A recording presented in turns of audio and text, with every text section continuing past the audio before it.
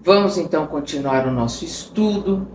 Nós paramos quando Paulo tem a ideia de eles fazerem, né, as viagens, irem para os lugares onde eles já formaram as assembleias, né, as igrejas, e pedir ajuda para ser enviada ali para a igreja de Jerusalém. E nos lugares onde ele for, onde ele encontrasse as pessoas, ele pedir, ele se manter, ele, Barnabé, trabalhando, né, para se sustentar, e pedir ajuda para ser enviado para Jerusalém, para a igreja, né, ali de Jerusalém, para que eles pudessem ficar independentes do auxílio dos judeus, né, para que eles pudessem ser mais independentes, não precisar que a igreja ali, né, a assembleia ali de Jerusalém seja uma mini sinagoga. Nós paramos aqui. Todos estavam extremamente sensibilizados. Eles estão sensibilizados porque o Paulo ficou muito emocionado, quando vale a pena a gente repetir, quando Pedro colocou para ele: meu amigo, não foi em vão que Jesus te buscou pessoalmente às portas de Damasco. Aí Emmanuel comenta que é um fato, né, difícil de acontecer, né? O Paulo tinha os olhos cheio de lágrimas. Então, voltando aqui onde nós estávamos, todos estavam extremamente sensibilizados.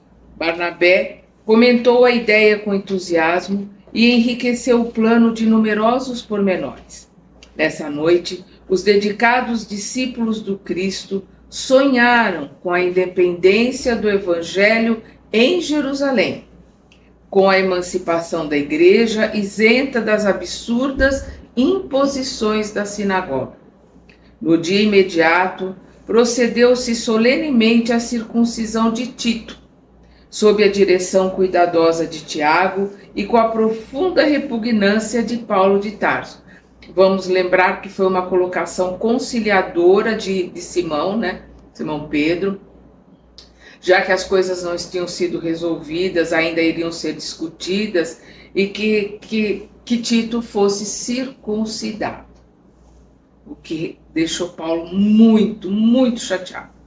E aí nós vamos ver que Simão vai contar, né, vai dizer a Paulo que ele também ficou muito, ele se viu ali muito revoltado com as colocações, né, e com o farisaísmo ali dentro das ideias da sinagoga, o farisaísmo principalmente de Tiago, né, que achou que foi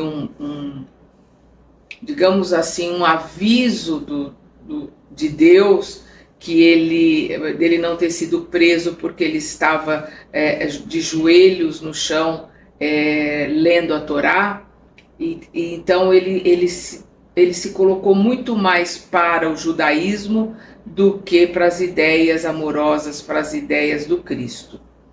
E Jesus aparece para Simão, dizendo que ele não se importasse com as suas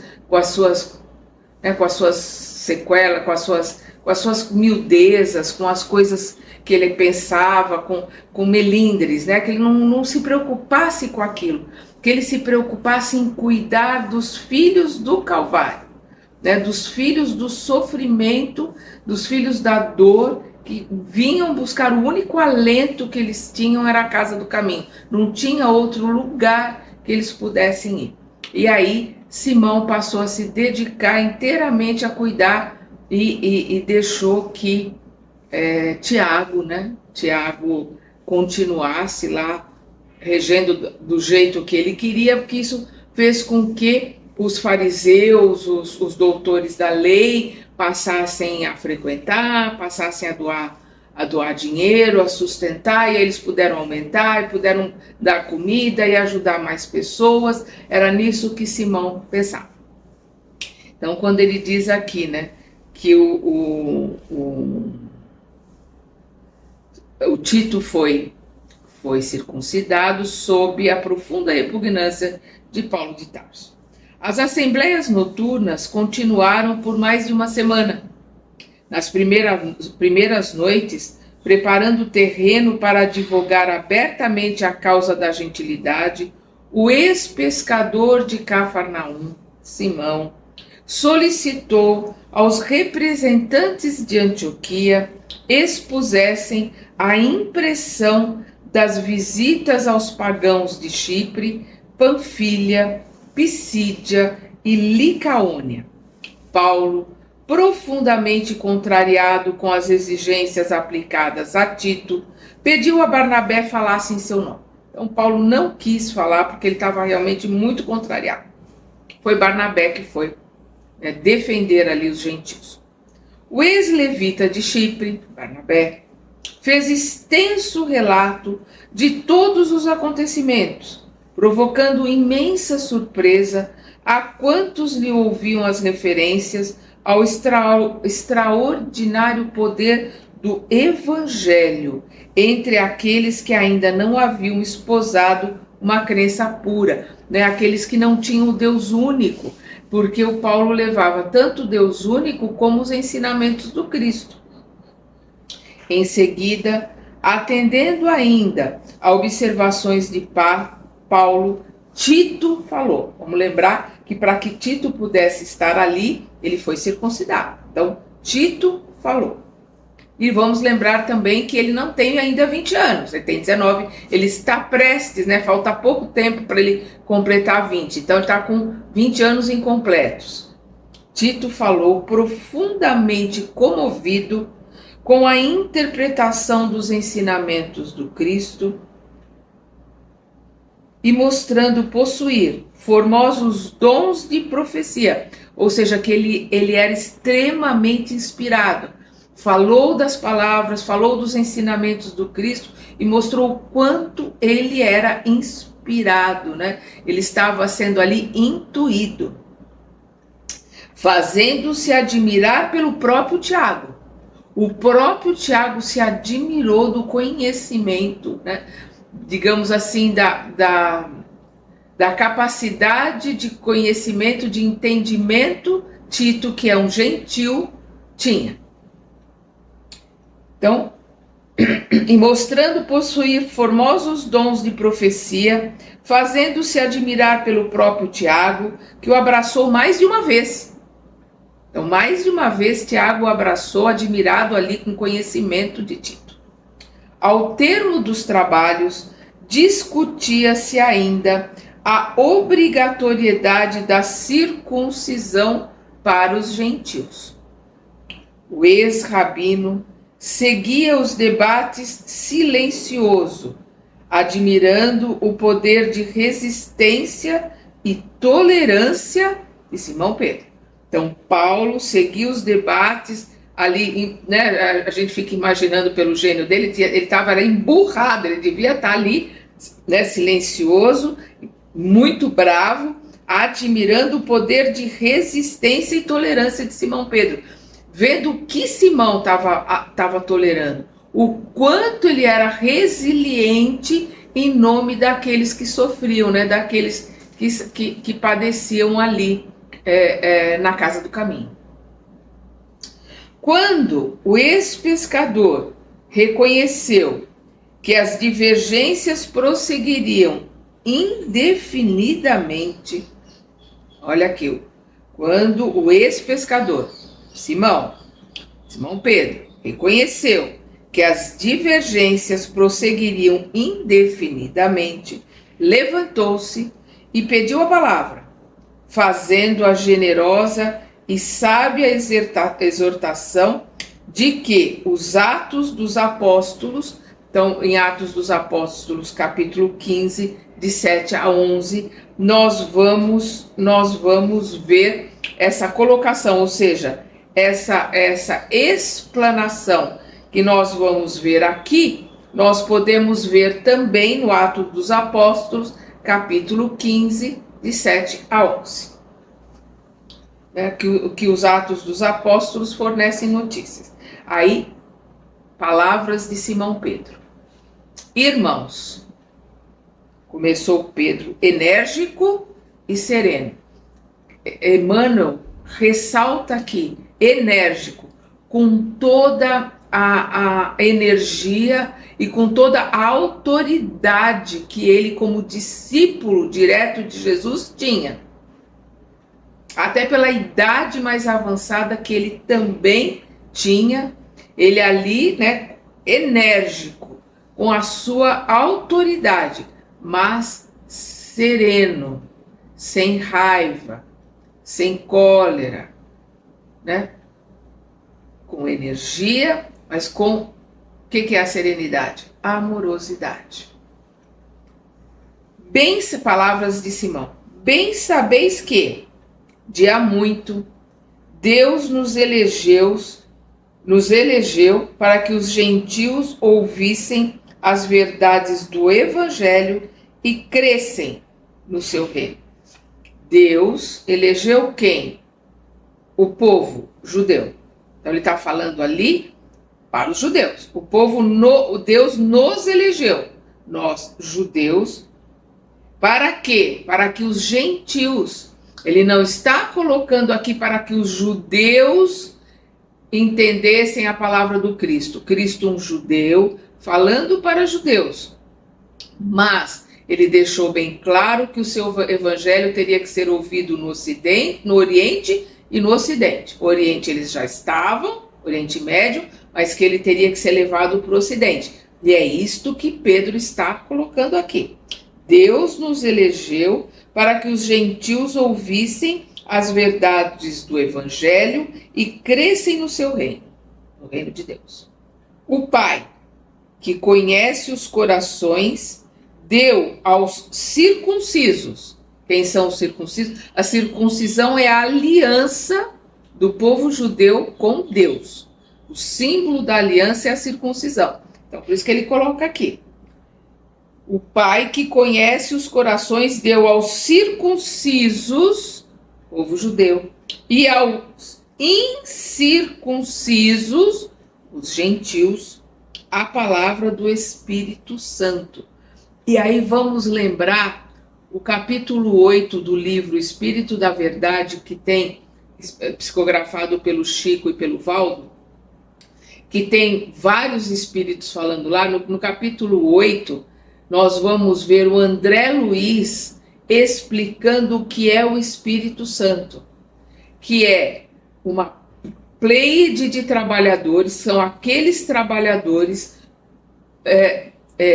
prepostos, né, ali escolhidos por Jesus, que falam em seu nome, que trazem a mensagem de Jesus. Então, este é o Espírito Santo. Palavra santo, né, de diferenciado, de apartado, que vem de saúde, mas aí no sentido de ser melhor, né, de ser mais puro. E aí ele vai explicar muito bem nesse capítulo 8 do livro Espírito da Verdade, que Espírito Santo é essa pleiade de espíritos que falam em nome do Cristo. Então ele coloca aqui a palavra do Espírito Santo, a palavra daqueles que falam em nome do Cristo.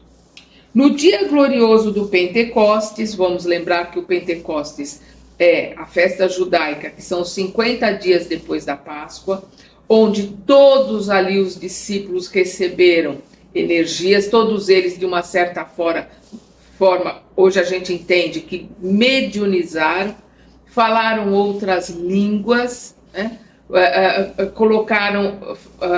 Falaram, digamos assim, deram passagem, né, para que outros espíritos pudessem falar por eles.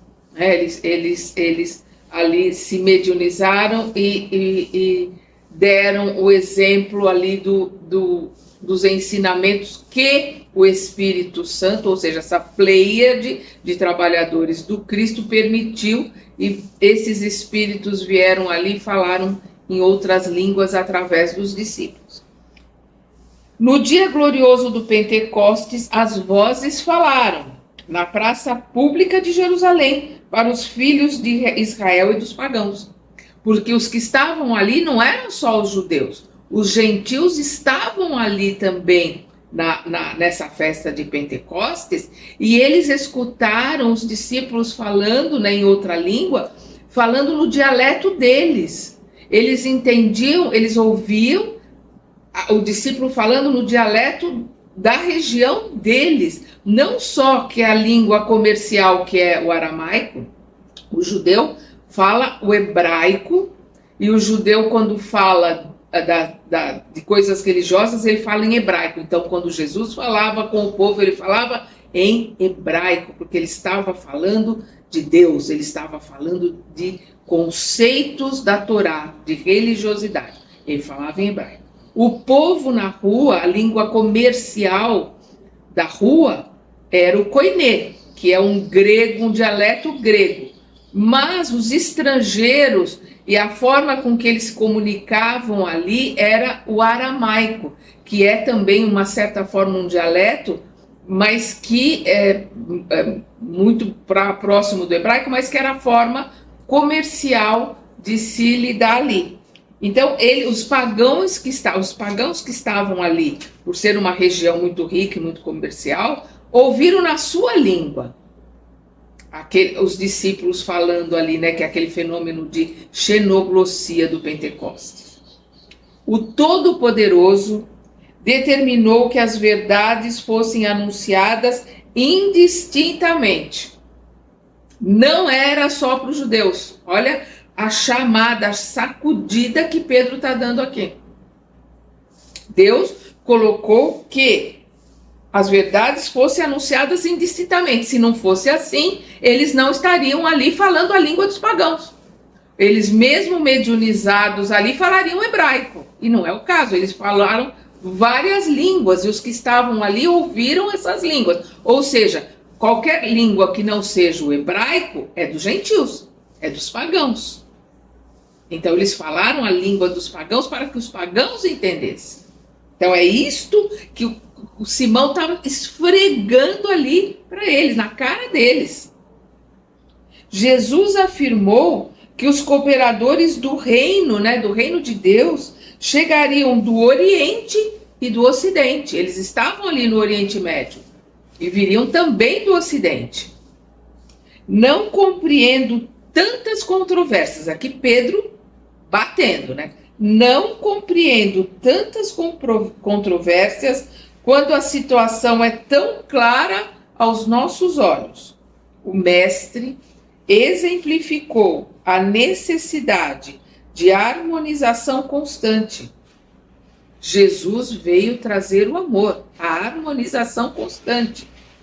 Palestrava com os doutores do templo, frequentava a casa dos publicanos, porque não existe para os hebreus, ali para os judeus, né? Porque a palavra judeu é de quem vem da Judéia, né? Mas tem, o samaritano é hebreu também, Galileu é hebreu também, o judeu é hebreu também, mas a gente tem o hábito de colocar tudo como judeu, né? Então, para os judeus, o publicano era a maior vergonha, porque era um judeu que trabalhava junto aos romanos, cobrando os impostos. Vamos lembrar que Levi, né, que a gente conhece como Mateus, Levi era publicano. Zaqueu também era publicano, o judeu que trabalhava junto com os romanos.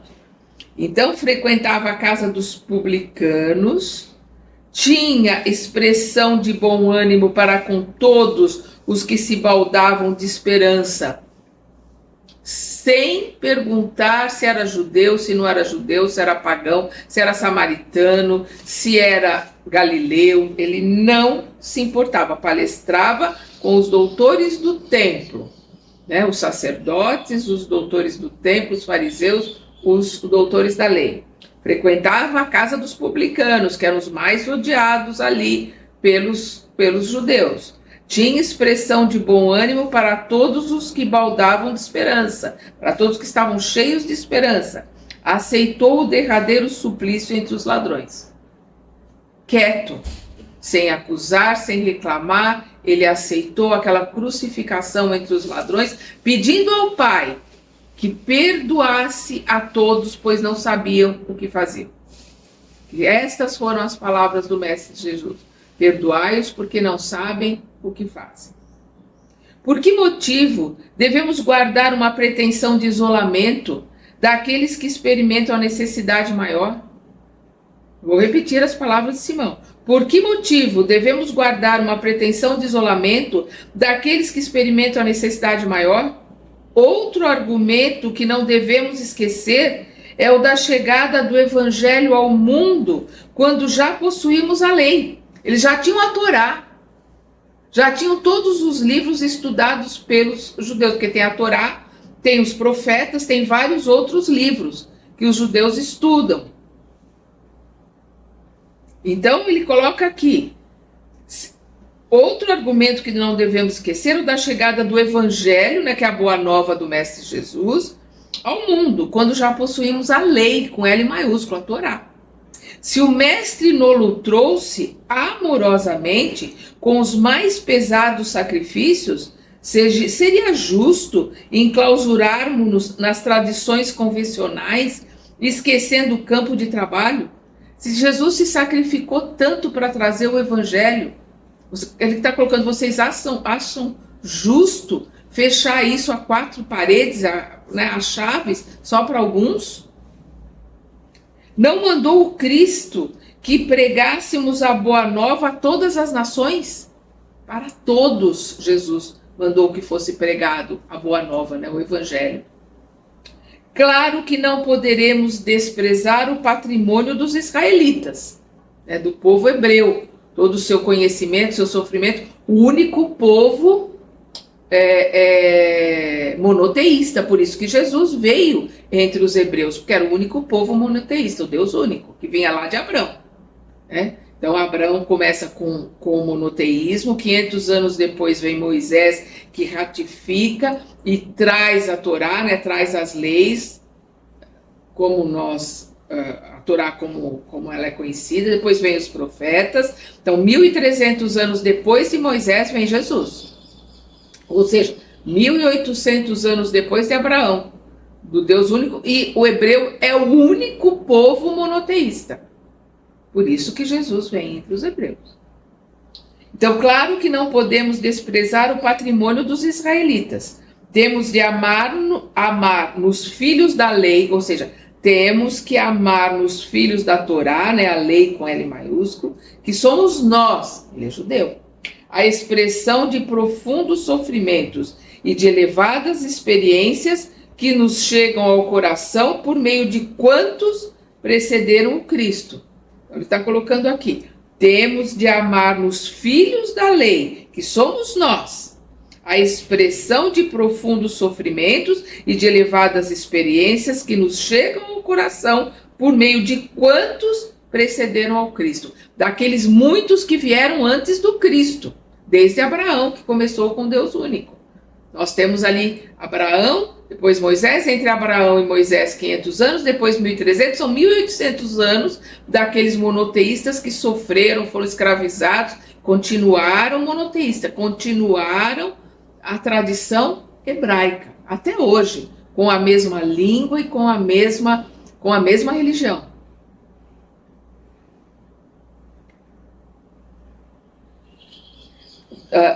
Por meio de quantos precederam o Cristo na tarefa milenária de preservar a fé no Deus único. Mas esse conhecimento deve inclinar nossa alma para o esforço na redenção de todas as criaturas. E este conhecimento, né, que ele coloca, nós judeus temos, deve inclinar nossa alma, deve fazer com que nós façamos o maior esforço na redenção de todas as criaturas. Que todas as criaturas recebam os ensinamentos do Deus único e os ensinamentos de Jesus, né, do Evangelho, do amor. Abandonar o gentil à própria sorte seria criar duro cativeiro em vez de praticar aquele amor que apaga todos os pecados. Né, que é aqui que Pedro coloca, que o amor apaga todos os pecados. É pelo fato de muito compreendermos os judeus e de muito estimarmos os preceitos divinos que precisamos estabelecer a melhor fraternidade com o gentil, convertendo-o em elemento de frutificação divina. Cremos que Deus nos purifica o coração pela fé e não pelas ordenanças do mundo. Vou repetir. Cremos que Deus nos purifica o coração pela fé, conhecimento, trabalho e a obra, ação, como disse Jesus, sereis reconhecido por vossas obras, a cada um conforme as suas obras. Então, cremos que Deus nos purifica o coração pela fé e não pelas ordenanças do mundo. Se hoje rendemos graças pelo triunfo glorioso do Evangelho, que instituiu a nossa liberdade, como impor aos novos discípulos um jugo que intimamente não podemos suportar? Que jugo que Pedro está colocando aqui? O sofrimento, a dor, que o judeu passa ali escravizado. O jugo que eles carregam por serem hebreus, por serem judeus, é difícil de suportar para eles, que fazem parte do povo escolhido, que nasceram dentro do povo escolhido. Para eles é difícil. Como é que eles vão pedir que outros, de outras nacionalidades, com outras ideias, com outra criação, suportem esse jugo? Ele está fazendo uma meia-culpa aqui. Ele está chamando a chincha aqueles homens para dizer, olha, é difícil para nós, como é que você quer colocar isso para o outro? Eles são circuncidados no 8º dia, vamos lembrar lá, Jesus no 8º dia foi levado ao templo para ser circuncidado. É quando Simeão, né, pega ele no colo e fica ali feliz por ter conhecido o Messias. Eles agora querem circuncidar homens velhos? Como? Que sofrimento!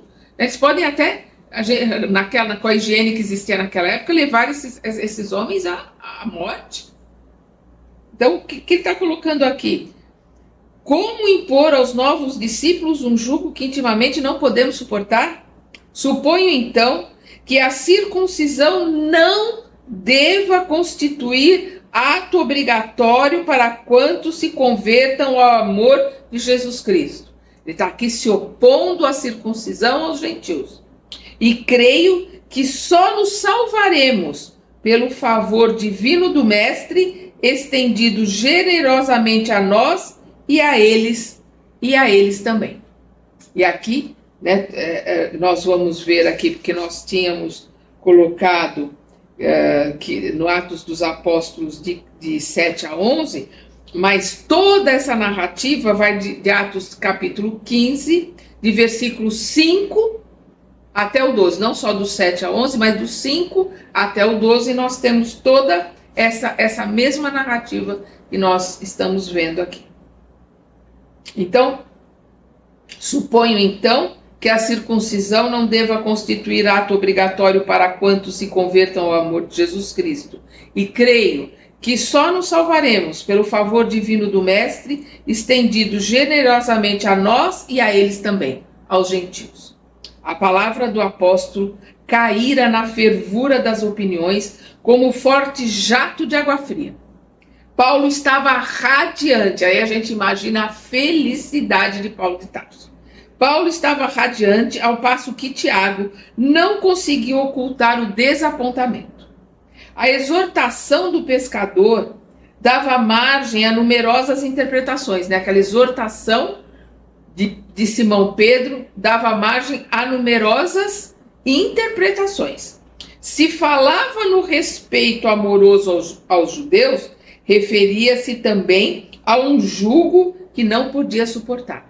Como era difícil suportar o jugo de ser judeu.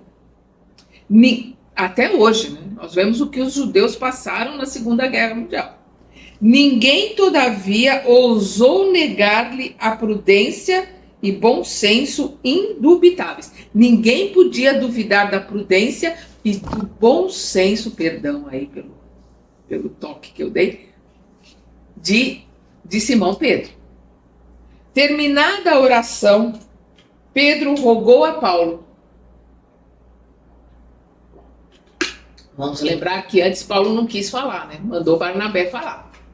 Então agora nós vamos ver. Terminada a oração, Pedro rogou a Paulo falasse, de suas impressões pessoais a respeito do gentil. Ou seja, agora que eu já me posicionei contra, quer dizer, eu já fiz aquilo que você queria que eu fizesse, agora fala dos gentios. Mais esperançado, o ex-rabino tomou a palavra pela primeira vez no conselho e, convidando Barnabé ao comentário geral, ambos apelaram para que a Assembleia concedesse a necessária independência aos pagãos no que se referia à circuncisão. Havia em tudo, agora, uma nota de satisfação geral. As observações de Pedro calaram fundo em todos os companheiros. Todo mundo, né, ali estava meditando em todas as palavras de Pedro. Foi então que Tiago tomou a palavra e, vendo-se quase só no seu ponto de vista, esclareceu que Simão fora muito bem inspirado no seu apelo, mas pediu 3 emendas para que a situação ficasse bem esclarecida. Os pagãos ficariam isentos da circuncisão, mas deviam assumir o compromisso de fugir da idolatria, evitar a luxúria e abster-se das carnes de animais sufocados. As questões, né, dos judeus em relação às comidas impuras. O apóstolo dos gentios estava satisfeito. Paulo de Tarso estava satisfeito. Fora removido o maior obstáculo. No dia seguinte, os trabalhos foram encerrados, lavrando-se as resoluções em pergaminho. Vamos lembrar que pergaminho é pele de cordeiro, é algo extremamente caro. Então, é algo que foi ali colocado não só para se levar a resolução para a igreja de Antioquia, mas para que aquilo ficasse marcado para a posteridade. É algo que custou muito caro para que eles realizassem. Pedro providenciou para que cada irmão levasse consigo uma carta como prova das deliberações em virtude da solicitação de Paulo, que desejava exibir o documento como mensagem de emancipação da gentilidade. Porque ali, naquele grupo, não tinha só Paulo querendo levar aquela emancipação, aquela colocação de que os gentios não precisavam ser circuncidados. Tinham outros de outras igrejas ali também, que foram fundadas, não é igreja, né, é assembleias, que tinham aquela mesma discussão, a grande maioria delas fundadas por Paulo, mas representantes de outras assembleias que tinham aquela mesma discussão. Interpelado pelo ex-pescador, quando se achavam a sós, né, interpelado por Simão Pedro, quando se achavam a sós sobre as impressões pessoais dos trabalhos, o ex-doutor de Jerusalém esclareceu com sorriso, palavras de Paulo: em suma, estou satisfeito. Paulo, né? Em suma, estou satisfeito. Ficou resolvido o mais difícil dos problemas. A obrigatoriedade da circuncisão para os gentios representava um crime aos meus olhos. Quanto às emendas de Tiago, não me impressionam, porquanto a idolatria e a luxúria são atos detestáveis para a vida particular de cada um. E quanto às refeições, suponho que todo cristão poderá comer como melhor lhe pareça, desde que os excessos sejam evitados. A questão é sempre o equilíbrio, né? Que se evitem os excessos, em todos os sentidos. Pedro sorriu e explicou ao ex-rabino seus novos planos. Comentou esperançoso a ideia da coleta geral em favor da igreja de Jerusalém. E, evidenciando a peculiar prudência, falou preocupado. Palavras de Simão: teu projeto de execução do programa... Teu projeto de excursão e propaganda da Boa Nova, procurando angariar alguns recursos para a solução de nossos mais sérios encargos, causa-me justa satisfação.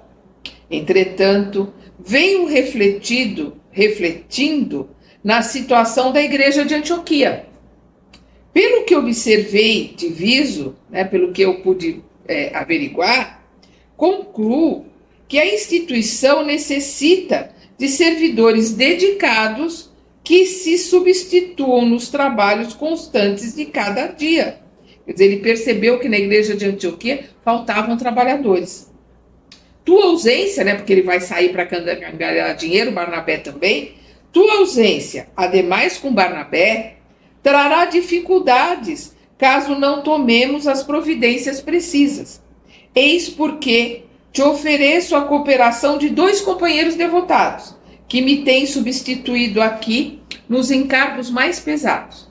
Trata-se de Silas e Barsabás, 2 discípulos, amigos da gentilidade e dos princípios liberais. Então, Pedro está cedendo 2 discípulos dele, ali de Jerusalém, que são amigos dos gentios, ou seja, que têm afinidade com as ideias, com as colocações de Paulo.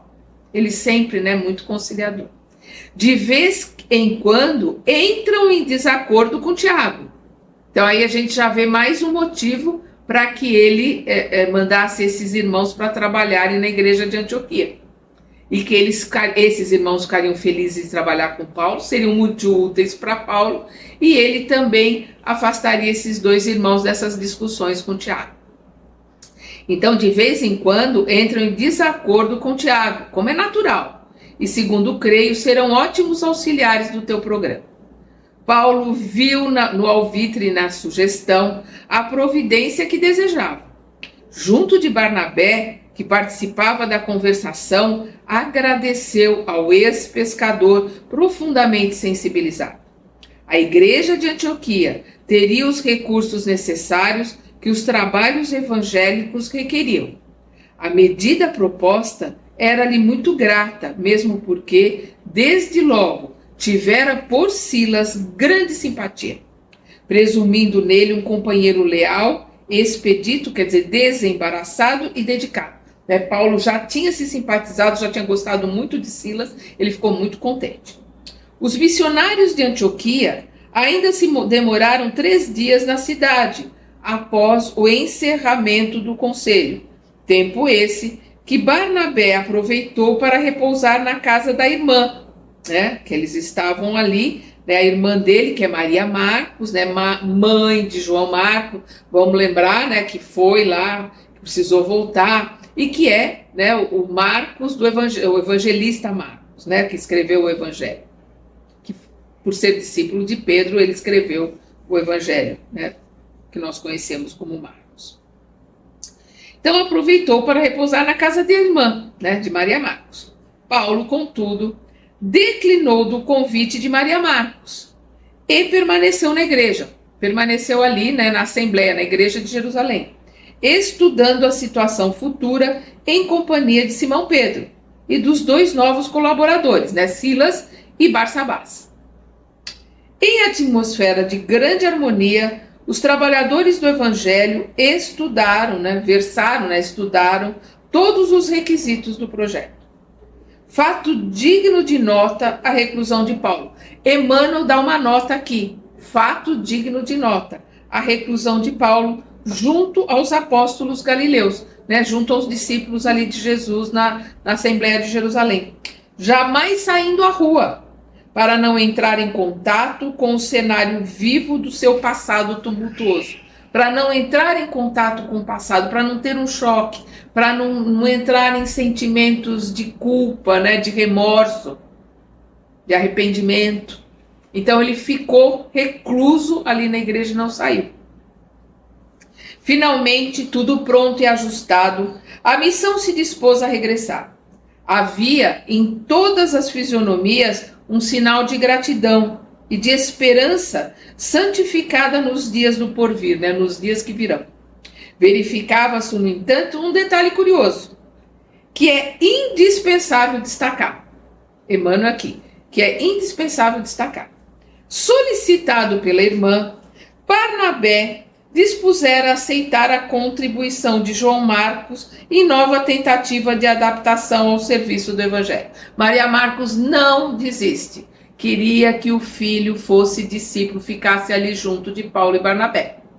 E aí ela pediu de novo para Barnabé levar João Marcos.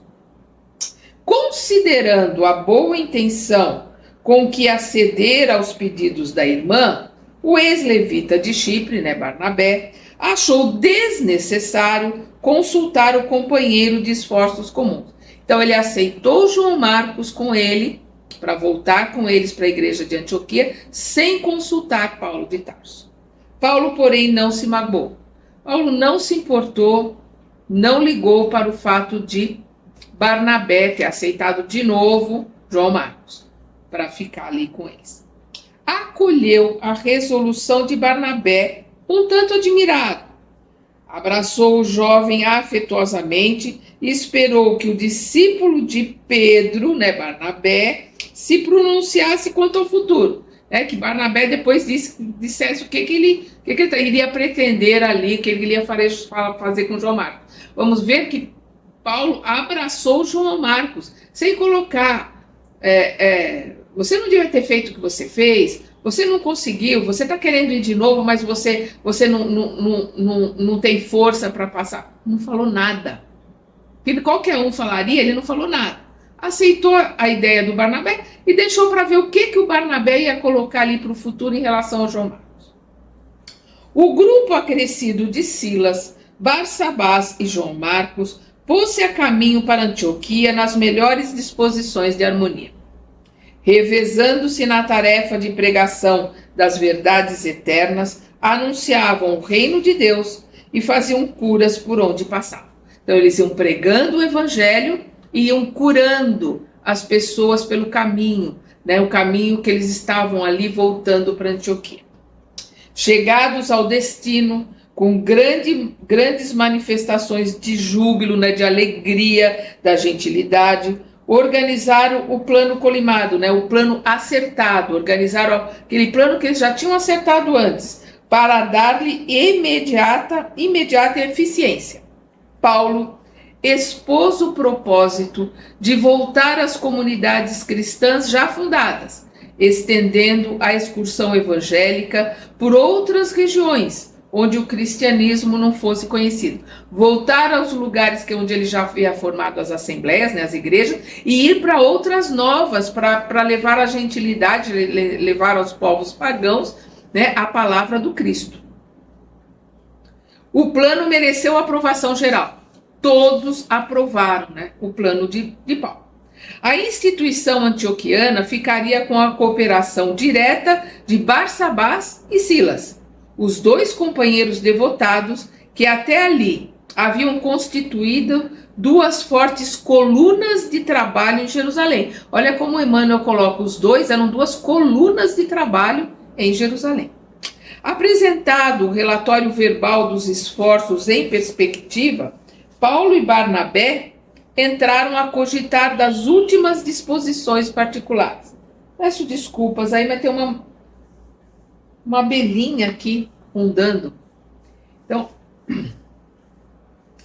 apresentado o relatório verbal dos esforços em perspectiva, Paulo e Barnabé entraram a cogitar das últimas disposições particulares. Agora, disse o ex-levita de Chipre, Barnabé, espero concordes com o que resolvi relativamente a João. Agora que ele vai colocar o que ele quer fazer em relação a João. João Marcos, interrogou Paulo admirado. Sim, desejo levá-lo conosco, a fim de afeiçoá-lo à tarefa. Barnabé quer levar João Marcos com eles de novo. O ex-rabino franziu o sobrancelho, que é uma característica de Paulo que Emmanuel está sempre colocando. O ex-rabino franziu o sobrancelho, franziu o sobressenho, O ex-rabino franziu o sobressenho num gesto muito seu. Quando contrariado, exclamou: não concordo. Teu sobrinho está ainda muito jovem para o cometimento. E o seu sobrinho não tem idade, não tem condições para esse tipo de trabalho. Entretanto, aí agora Barnabé. Entretanto, prometi a minha irmã acolhê-lo em nossos labores. Paulo, não pode ser. Estabeleceu-se entre os dois uma contenda de palavras na qual Barnabé deixava perceber seu descontentamento. O ex-rabino procurava justificar-se, ao passo que o discípulo de Pedro alegava o compromisso assumido, compromisso com a irmã, e impugnava, combatia com tal ou qual amargura a atitude do companheiro. O ex-doutor, contudo, não se deixou convencer.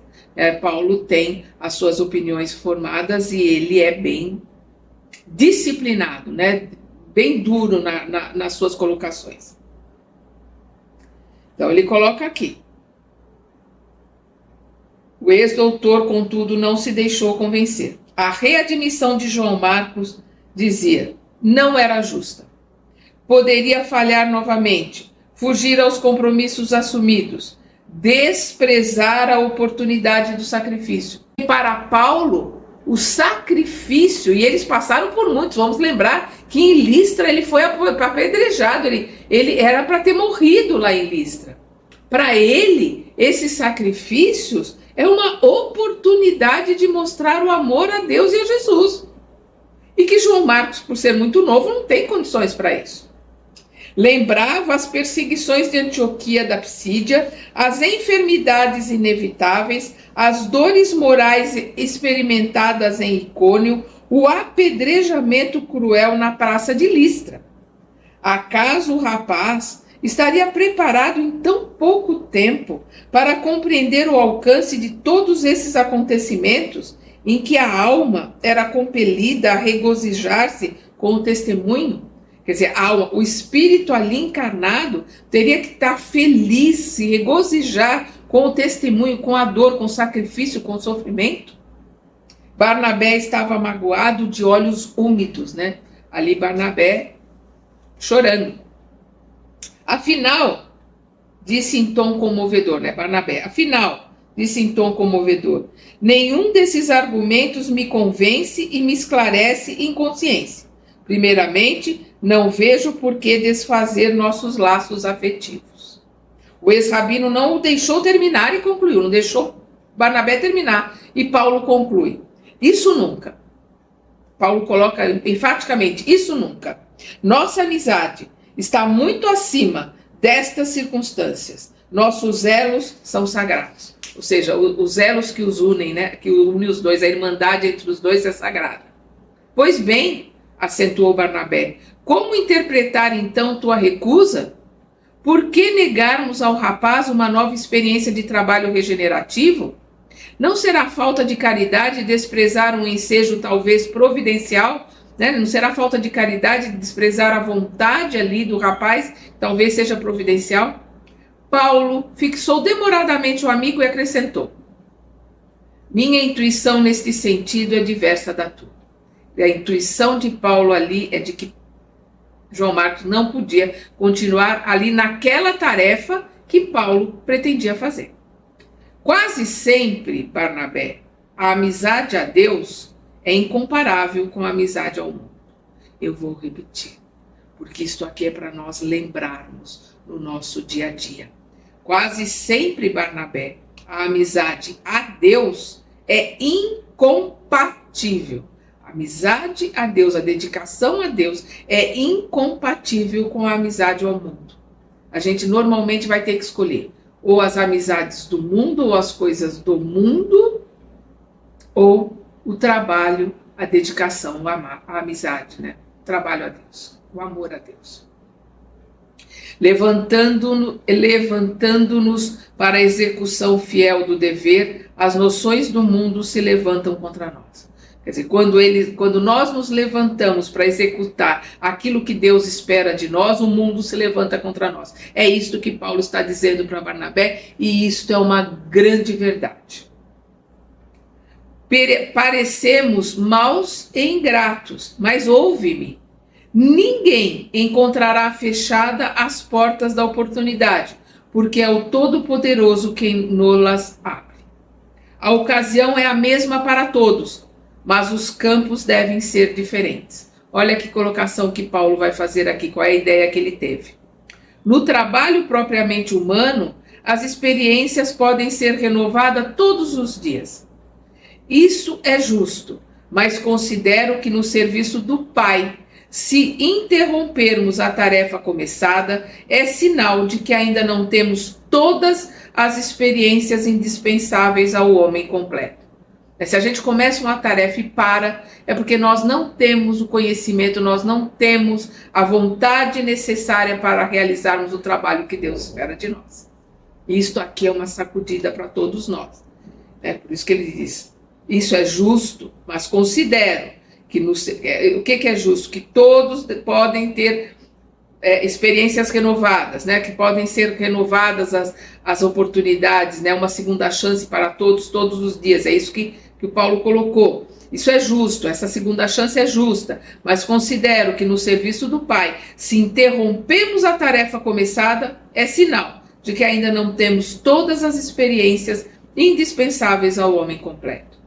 Se a criatura ainda não sabe todas as noções mais nobres relativas à sua vida e deveres terrestres, como consagrar-se com êxito ao serviço divino, se nós não sabemos nem o que nós queremos, se nós não sabemos, né, aquilo que nós precisamos aprender, aquilo que nós precisamos ter de experiência, né, se nós não temos, se ainda não temos todas as experiências indispensáveis ao homem completo, né, se a criatura ainda não sabe todas as noções mais nobres relativas à sua vida e deveres terrestres, como consagrar-se com êxito ao serviço divino? Se a gente não sabe nem o que a gente tem para aprender, para fazer, quais são as nossas provas, quais são as nossas obrigações, como, né, a gente saber quais são os nossos deveres, como se consagrar com êxito ao serviço divino?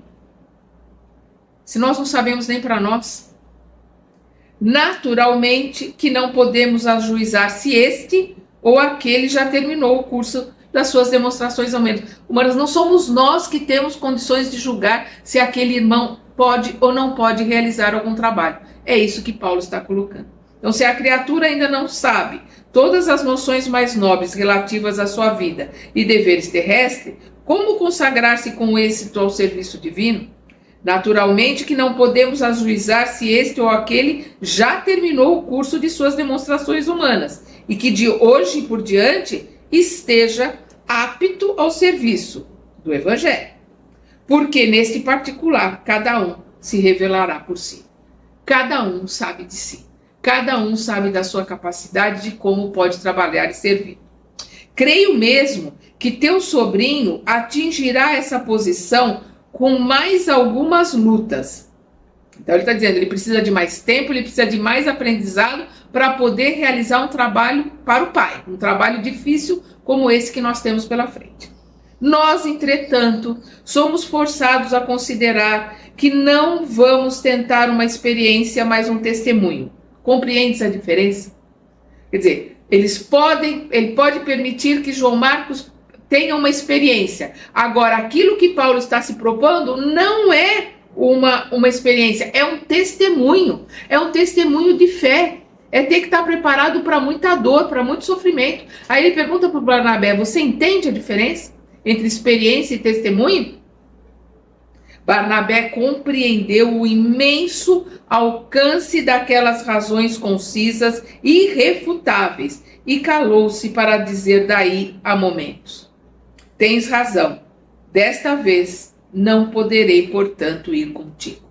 E aqui nós estamos vendo a separação de Paulo e Barnabé. Ele tem razão. O João Marcos não tem condições de acompanhá-los. Então, ele vai ficar com João Marcos e vai se separar de Paulo. Paulo sentiu toda a tristeza que transbordava daquelas palavras e depois de meditar longo tempo acentuou. Não nos entristeçamos. Estou refletindo na possibilidade de tua partida com João Marcos para Chipre. Ele é de Chipre, né? Ele encontraria ali um campo adequado aos trabalhos que lhe são necessários. Dormindo na casa da mãe, comendo a comidinha da mãe, né? Trabalhando, mas de uma forma em que seja uma coisa mais simples para ele, né?